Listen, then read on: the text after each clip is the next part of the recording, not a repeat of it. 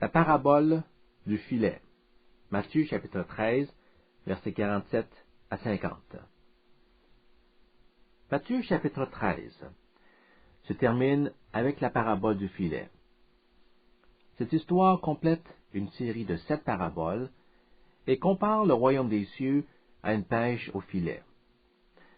Lisons ensemble ce passage. Matthieu chapitre 13, versets 47 à 50. Le royaume des cieux est encore semblable à un filet jeté dans la mer et ramassant des poissons de toute espèce. Quand il est rempli, les pêcheurs le tirent, et après s'être assis sur le rivage, ils mettent dans des vases ce qui est bon, et ils jettent ce qui est mauvais. Il en sera de même à la fin du monde. Les anges viendront séparer les méchants d'avec les justes, et ils les jetteront dans la fournaise ardente, où il y aura des pleurs et des grincements de dents. Dans ce récit, le Seigneur Jésus enseigne que le royaume de Dieu ressemble à un filet qu'un pêcheur a jeté dans la mer. Ce filet lui permet d'attraper des poissons de toutes sortes. Le filet dont il est question ici est une seine. Il s'agit d'un filet qui avait environ 2 mètres de hauteur et pouvait s'étaler sur plusieurs centaines de mètres de longueur. Il est différent de celui utilisé par les pêcheurs que Jésus appela pour être ses disciples en Matthieu chapitre 4, verset 18. Au lieu d'être entièrement plongé dans la mer, la partie supérieure était maintenue à la surface par des flotteurs. La bordure inférieure, étant munie de plomb, tirait le filet vers le fond. Ce filet était donc conçu pour se déployer sur une grande étendue une fois jeté à l'eau. Il y avait plusieurs façons d'utiliser ce genre de filet. On pouvait par exemple fixer une extrémité à la rive, tandis que l'autre bout était attaché au bateau. La seine est ensuite traînée par le bateau qui se déplace en demi-cercle près du rivage. Tout ce qui se trouve dans la trajectoire du filet sera ainsi capturé. Une autre technique consiste à utiliser 2 bateaux, chacun remorquant une extrémité dans un mouvement coordonné de va-et-vient le long du littoral. Une telle méthode de pêche permet d'attraper beaucoup de poissons d'un seul coup.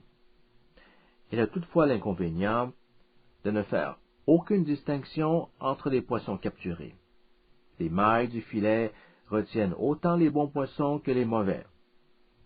Cela obligeait les pêcheurs à leur retour à faire un triage. Évidemment, ceux-ci ne conservaient que les poissons ayant une valeur commerciale. Tout le reste était rejeté à la mer. On peut diviser ce passage selon les 3 parties suivantes. Versets 47 à 48a décrivent l'action du filet. Verset 48b mentionne le sort réservé aux bons poissons. Verset 48c nous dit ce qui arrive aux mauvais poissons. Le reste de la parabole, c'est-à-dire les versets 49 et 50, ne fait que développer le thème de la dernière partie, donc l'exclusion des mauvais poissons. Vous voyez que 3 versets sur 4 concernent le rejet des méchants au jour du jugement. Cette observation nous permet déjà de penser que la parabole du filet a pour but de faire une mise en garde. Voyons maintenant en quoi consiste cet avertissement spirituel. Dans la Bible, les hommes sont parfois assimilés à des poissons nageant dans la mer. Jésus a appelé Simon et son frère André à devenir des pêcheurs d'hommes. Matthieu chapitre 4, verset 19. Ces pêcheurs de poissons allaient maintenant pratiquer une autre sorte de pêche. Pêcher des êtres humains. C'est-à-dire mener des âmes au royaume de Dieu. En ce sens, le monde dans lequel nous vivons est un monde composé de poissons. Et dans ce monde, il y a plusieurs variétés de poissons, des poissons de toute espèce, lit-on dans la parabole. Ces différentes espèces de poissons symbolisent la diversité des nations ou des individus dans le monde. En Habakkuk, chapitre 1, versets 14 et 15, les êtres humains sont comparés à des poissons et le monde à une vaste mer. Nous lisons au verset 15 que les Chaldéens prennent les gens comme des poissons qu'ils draguent dans leurs filets. Cette activité nous rappelle évidemment l'enseignement de Jésus dans la parabole du filet. L'action de tirer les nations dans leurs filets illustre la conquête d'une nation par une autre, l'influence de cette dernière ayant réussi à repousser toute résistance. Ainsi, dans notre parabole, le royaume de Dieu peut être vu comme une force s'exerçant dans le monde et ayant le pouvoir de faire tomber les résistances des hommes, résistances qui les gardaient jusque-là éloignés de Dieu. Dans cette conquête spirituelle, les serviteurs de Dieu sont comme des pêcheurs utilisant des filets pour rassembler des poissons, c'est-à-dire pour amener des individus au salut. Le terme rassembler, rassemblant des poissons de toutes sortes, est employé dans une autre parabole, la parabole des brebis et des boucs, où il est également question de la séparation des bons et des mauvais. Toutes les nations seront rassemblées devant lui. Il séparera les uns des autres, comme le berger sépare les moutons des chèvres. Matthieu chapitre 25, verset 32. Le jugement final commencera par un clivage. Les moutons seront séparés des chèvres, les justes des injustes, les bons des mauvais. Il faut mentionner que le mot grec pour rassembler, sunago, signifie également accueillir dans sa maison, ou recevoir avec hospitalité. Il est utilisé dans ce sens en Matthieu chapitre 25, verset 35, verset 38 et verset 43, où il est traduit par le mot accueillir. J'étais un étranger et vous m'avez accueilli chez vous. Quand nous est-il arrivé de t'accueillir? Cela reflète bien le caractère universel du royaume de Dieu. L'invitation d'entrer dans le royaume est lancée à tous, sans aucune discrimination. Nous avons vu que le filet ramasse des poissons de toute espèce. Il ne fait pas de distinction entre les bons et les mauvais poissons. Évidemment, le filet finit par se remplir. À ce moment-là, les pêcheurs reviennent à la rive et le vident de son contenu. Quand il est rempli, les pêcheurs le tirent sur le rivage. Verset 48. L'image d'un filet bien rempli nous rappelle à nouveau une autre parabole. Il s'agit cette fois-ci de la parabole des noces. Cette histoire nous informe qu'à un moment donné, la salle de noces fut remplie de gens de toutes sortes. Et ses serviteurs, s'en étant allés dans les chemins, rassemblèrent tous ceux qu'ils trouvèrent, tant méchants que bons, et la salle des noces fut remplie de convives. Matthieu chapitre 22, verset 10. La similarité entre cette parabole et la parabole du filet est tout à fait frappante. Les serviteurs se promenaient dans les rues et rassemblèrent, sunago, tous ceux qui se trouvaient sur leur chemin, autant les bons individus que les mauvais. Nous avons ici la notion d'aller au-devant des gens, qu'ils soient bons ou mauvais, pour les convier à des noces. Au lieu d'un filet qui ramasse toutes sortes de poissons jusqu'à ce qu'il soit plein, ce sont plutôt des serviteurs qui rassemblent toutes sortes de gens pour un mariage jusqu'à ce que la salle de fête soit remplie de monde.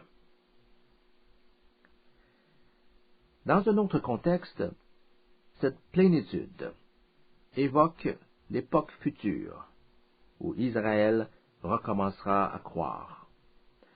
L'apôtre Paul annonce dans sa lettre aux Romains une conversion générale du peuple juif lorsque la plénitude des païens aura été introduite dans le royaume.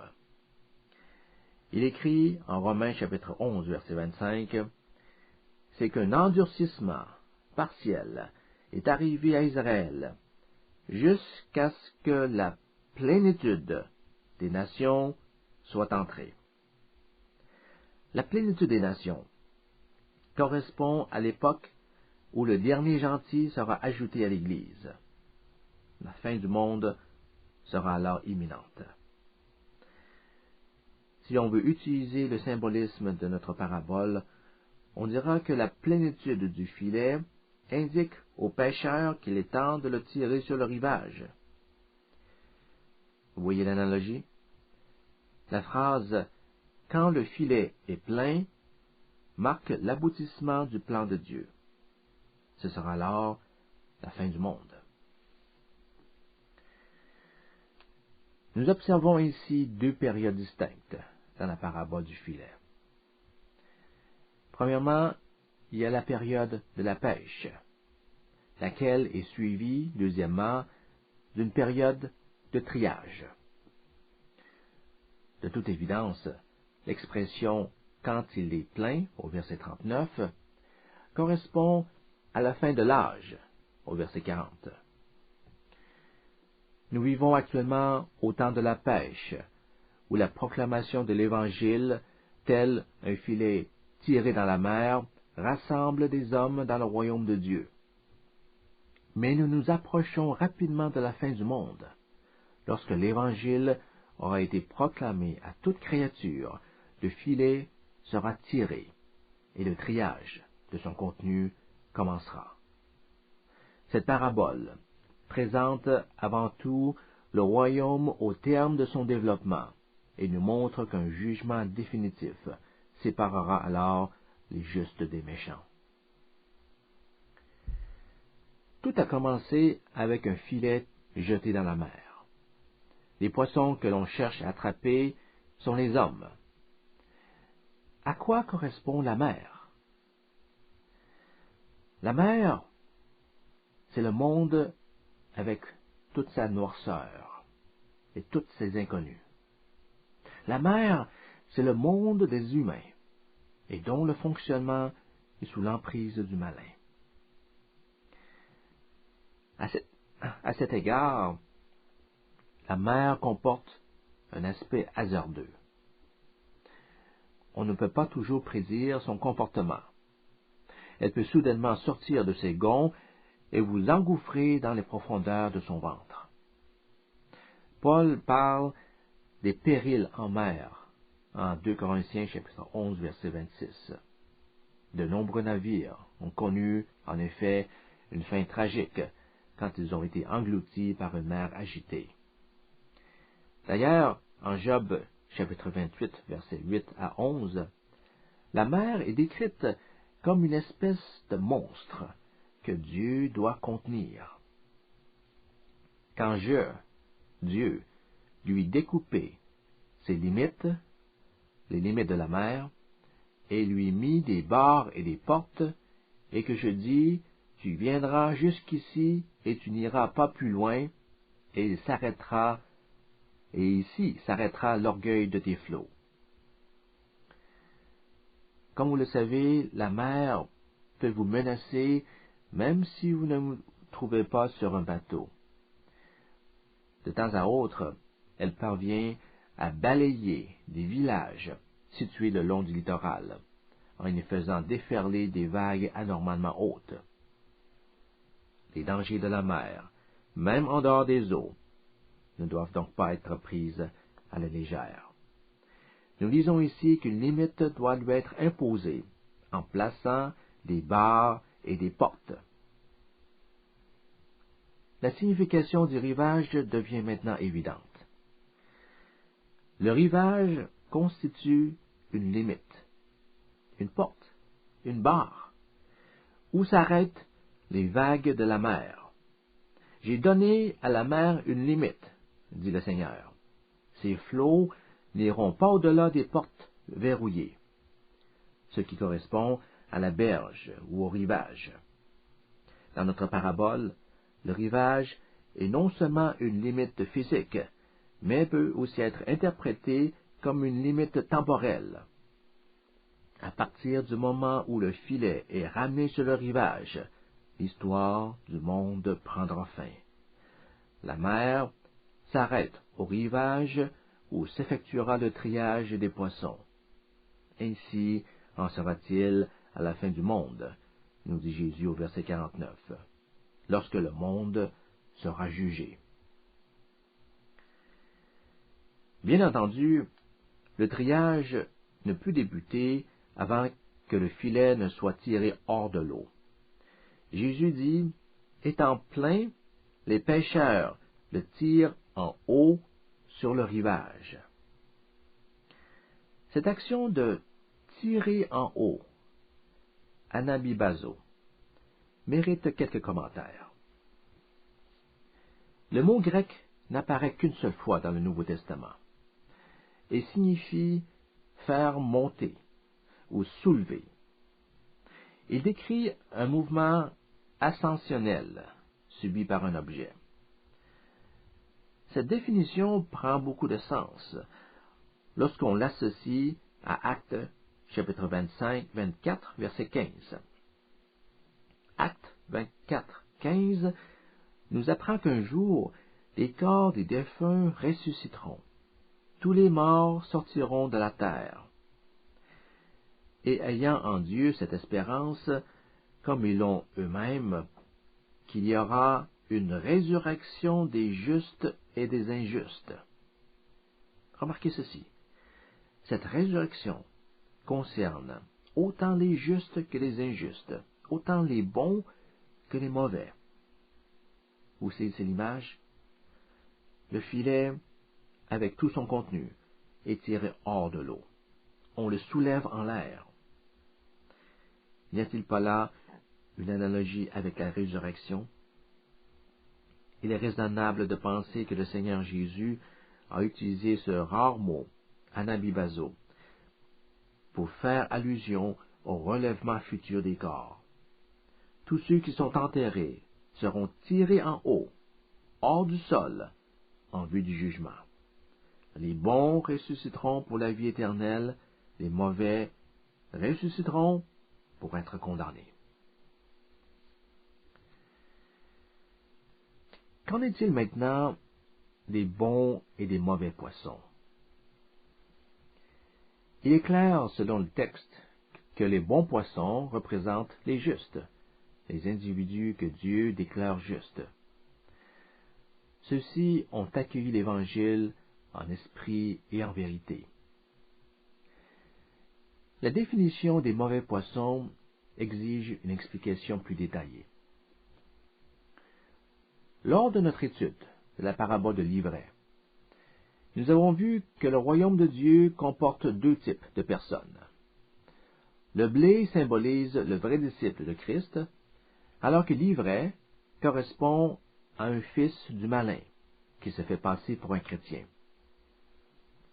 Nous avons également dans notre parabole la description d'un royaume formé d'une communauté mixte. Mais cette mixité n'est pas entièrement comparable à celle qui caractérise la parabole de l'ivraie. Où se situe la différence? La différence s'explique par le fait que l'ivraie est par nature une mauvaise herbe. Elle n'est pas le résultat d'une quelconque transformation. En langage spirituel, on peut dire qu'elle n'a jamais été régénérée, ce qui n'est pas le cas pour les mauvais poissons. Jésus enseigne que l'ivraie a été semée par Satan à l'intérieur du royaume des cieux. Ce sont de faux chrétiens dont le cœur ne s'est jamais converti. Et pourtant, ils se réclament de Christ. On peut difficilement les contredire, puisqu'ils présentent toutes les allures d'un véritable croyant, Ils se rendent à l'église à chaque semaine. Ils s'expriment et se comportent comme un vrai chrétien. Ils ont été baptisés, ils participent à la communion.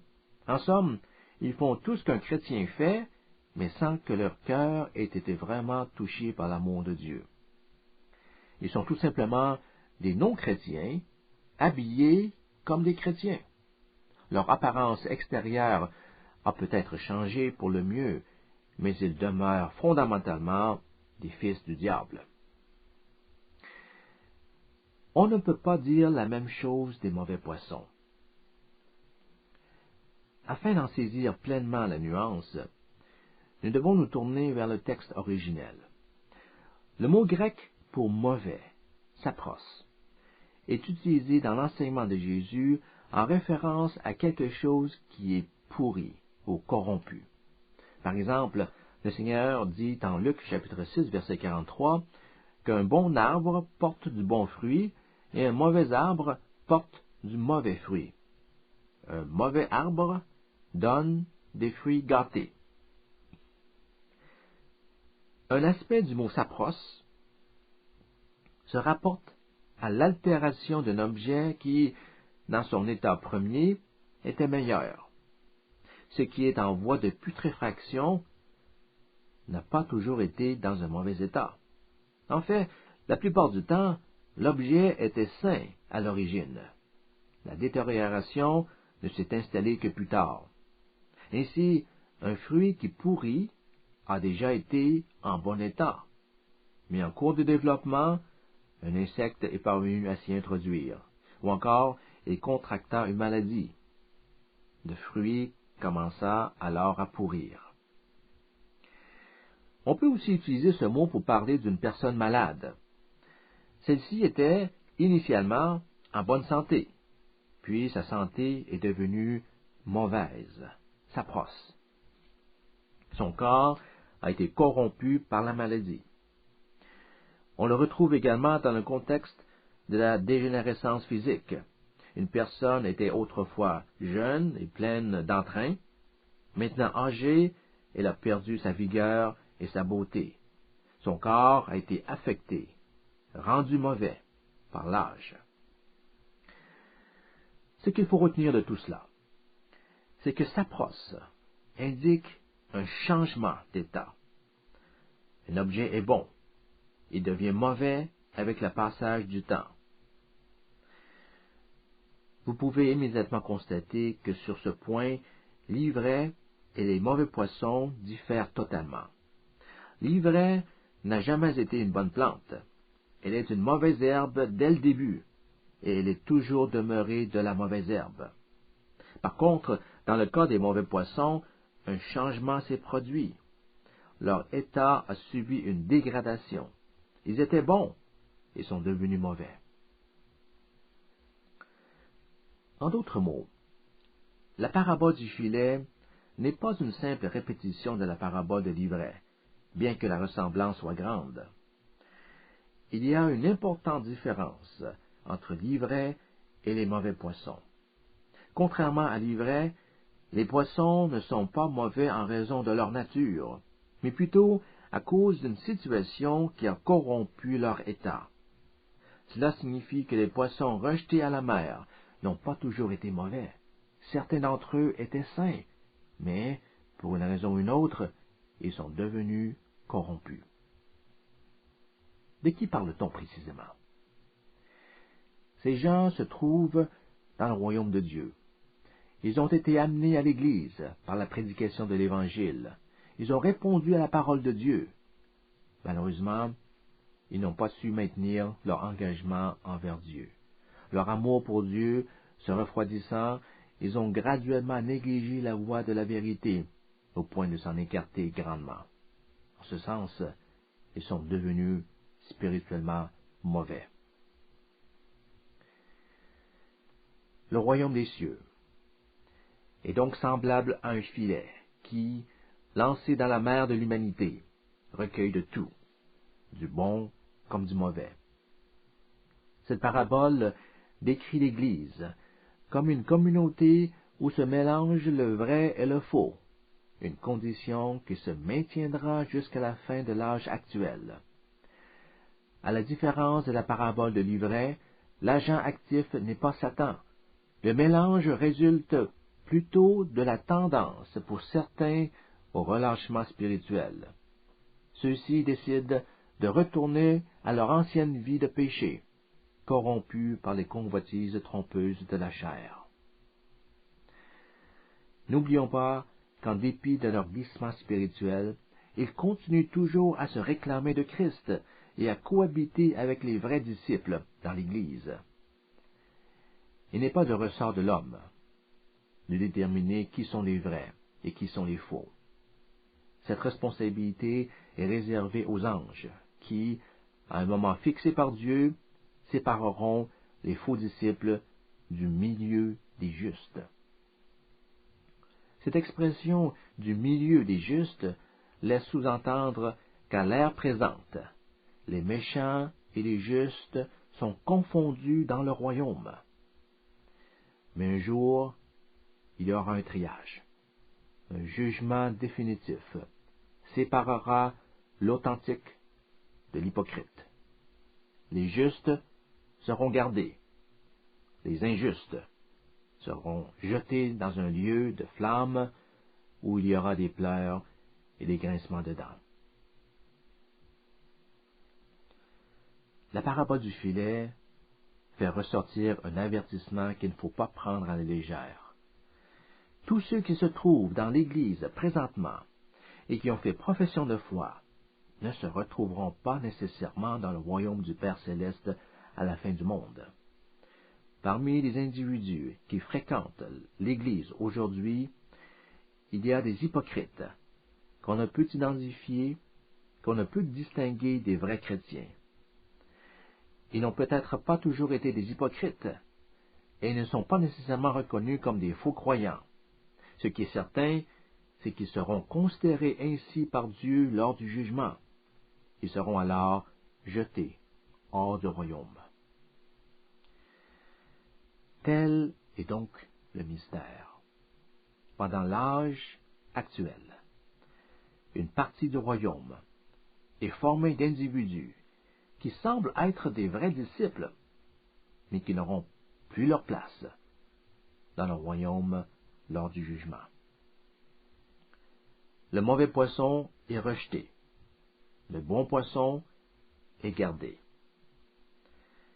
À quel type d'individu correspond le bon poisson?